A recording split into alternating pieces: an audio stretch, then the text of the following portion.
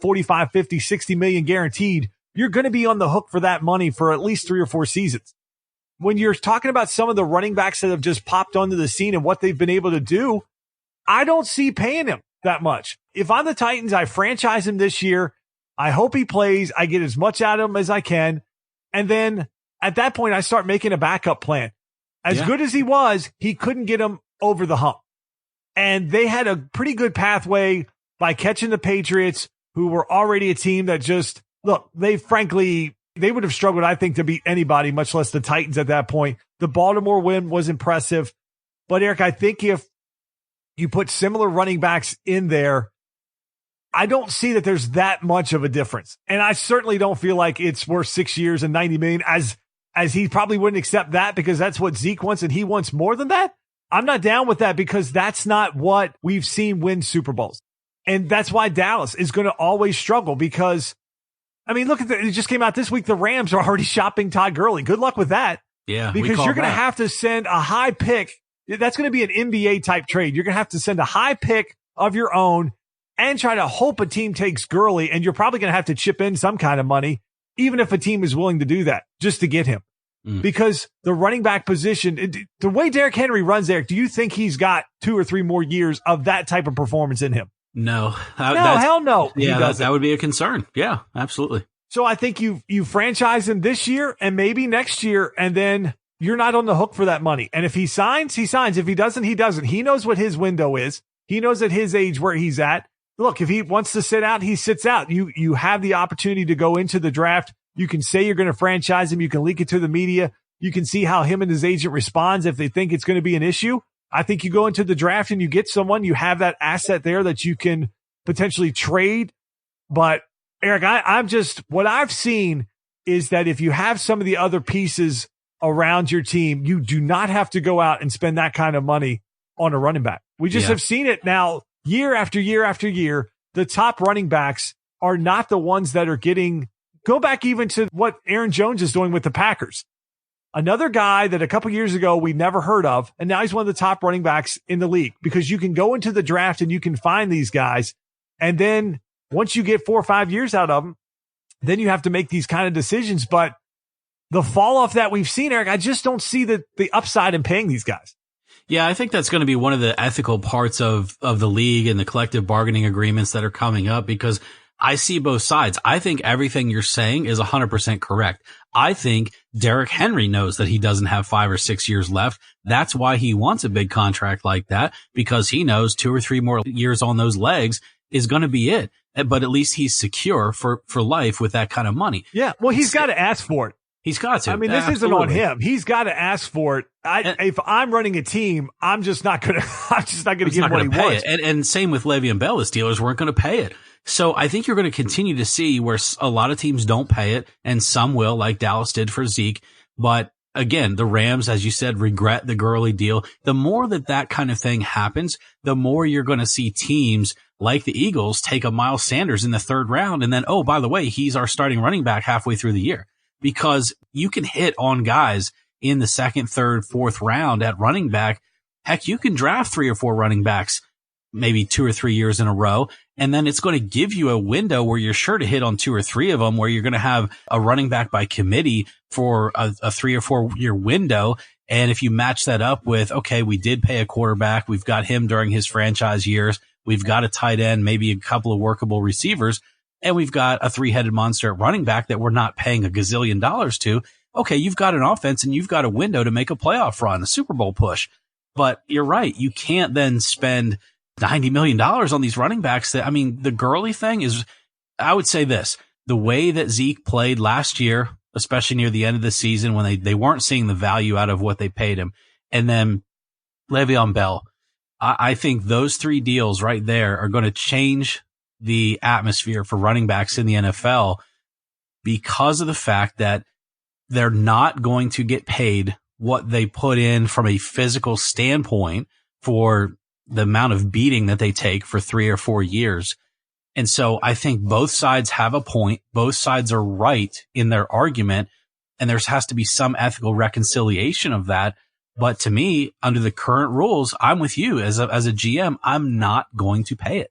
So, Rick, the other big news that came out of the Super Bowl week was Tom Brady. Where will Tom Brady go? So he has the weird social media post that everybody's like, why is he standing in a stadium black and white? It ends up being part of a Hulu commercial. But there was rumors galore. He's going everywhere. The kids are enrolled in Nashville. He's talking to Mark Davis at fights. He's going to Vegas. He's going to Nashville. Hell, your Jets are even rumored to be involved. There's 8 or 9 other teams, Eric, that want Tom Brady. So is this all just leaks, posturing? Everybody's trying to get leverage, or does Tom Brady ultimately just find his way back on and retire as a Patriot?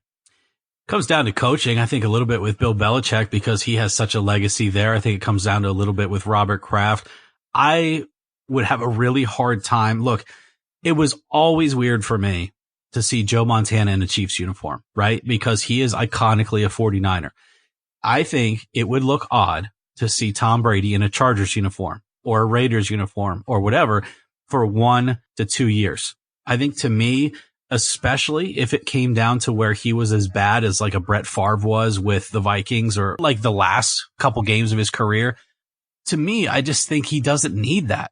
Finish it out with the Patriots, find out what Belichick and Kraft want to do. Do they want to invest in a year or two with you as they continue to I mean, they don't have other quarterbacks. The best quarterback that they had under Tom Brady in the last 10 years was arguably Jimmy G, and they gave him up for a bag of chips. They've had other guys come through there, and Tom Brady's backup sometimes has been like Hoyer or, like they don't have a backup plan. And so to me, I think you find out, okay, do we want to make one more run or 2 more runs at this? Because at some point he's got to call it a career. I just think it would be really odd to see him in another uniform. So I think a lot of it is leaks. A lot of it is building up sort of this mythology that goes around Tom Brady, and he'll ultimately end up back with the Patriots for maybe like a farewell tour type of thing. But even as a Jets fan, I would be against him joining the Jets. I just don't think it means anything. And I think it sends whatever team gets him. I guess maybe you could argue that the Chargers could use it as a bridge, right? As they draft and prepare their future quarterback. But for like a team like the Jets who have Darnold, all that does is delay the process. So it's a lot of posturing. It's a lot of myth with Tom Brady. I think he ultimately ends up back with the Patriots just because of the fact that from a marketing standpoint, it would look just absolutely bizarre to have him wearing a different uniform. I definitely think it's a leverage play. I think there's a lot of leaks out there that are trying to just put out there of, yeah, I will go somewhere else if I have to. And then the report came out that for him, the weapons around him are more important than money. Of course they are. 43 years old. Yeah. I mean, what that says this year is that team just struggled to put talent around him. And I think what Brady's thought is, look, I'm not one of the top paid quarterbacks. I am not the guy that is taking $30-some million a year. I've given you breaks to put talent around me at the skill position. And this is what we have outside of Julian Edelman. And then we give up a 2nd-round pick for a guy like Sanu, who was maybe the 3rd best wide receiver on Atlanta, because I don't think he's going to be. I mean, when you see what, obviously not as good as Julio, Ridley took a step up this year. Yeah. And even you throw in the way that Hooper played for that team, Sanu is probably their 4th option. Right. And that's what they go give up a 2nd-round pick for. That I think probably Brady's sitting there going, what the hell are you guys doing? Emmanuel Sanders could be had for a 3rd and a 4th, and they get back Sanders in a 5th if you're the 49ers.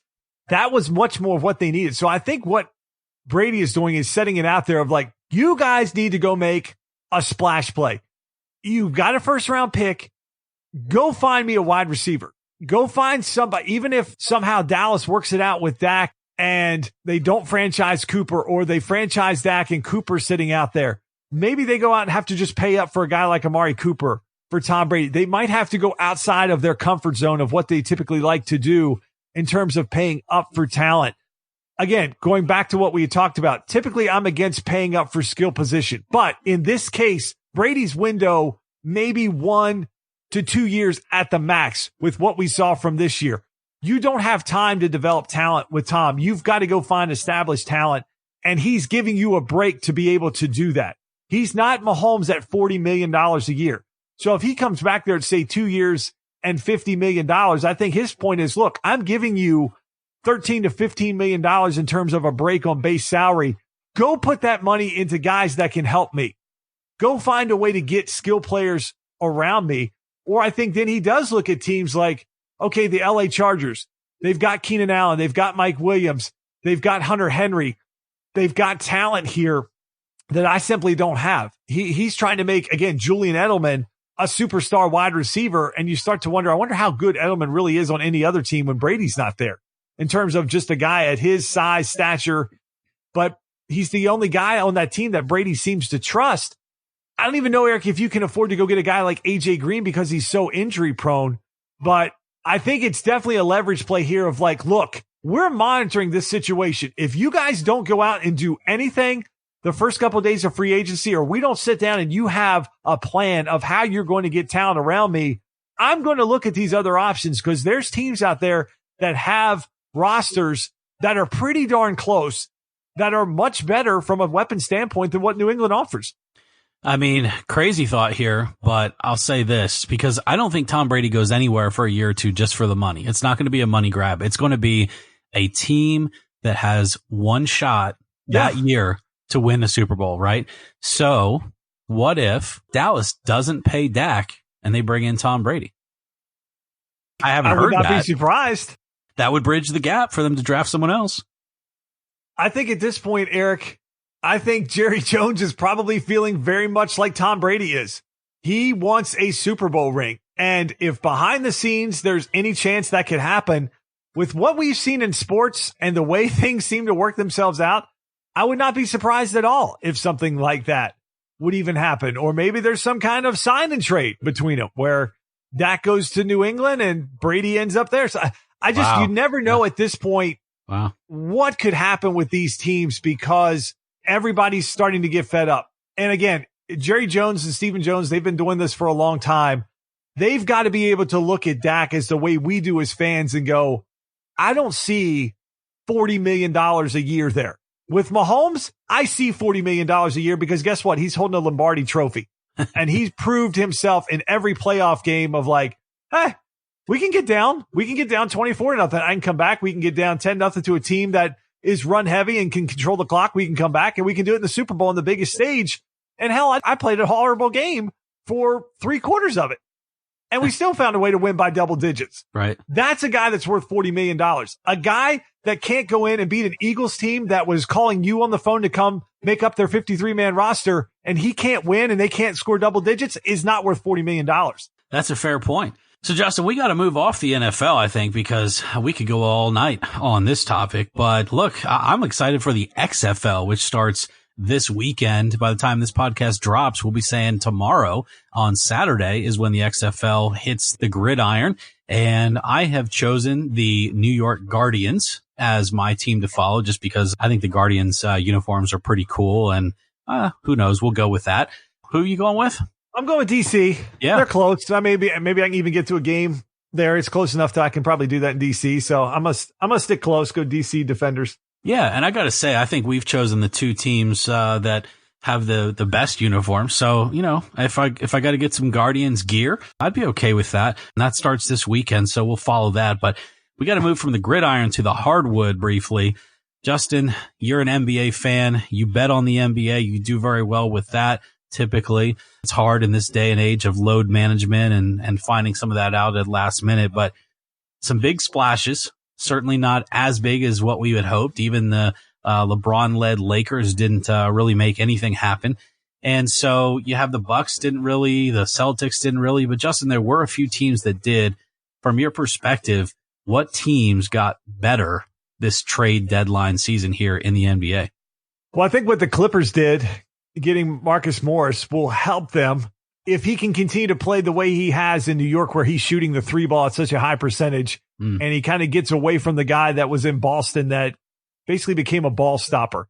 So if he can bring them a little bit more size, a little bit of toughness, give them more than what Harkless was giving them, I think that only cements the Clippers in terms of their depth. And that's really what they have when you match them up with the Lakers. The Lakers have all the size, but the Clippers have more depth and more shooting. Even though in the playoffs, you tend to see the rotation shrink. Again, we don't know how LeBron is going to respond to playing 38 to 40 playoff minutes. It's different in the regular season when you can watch him and he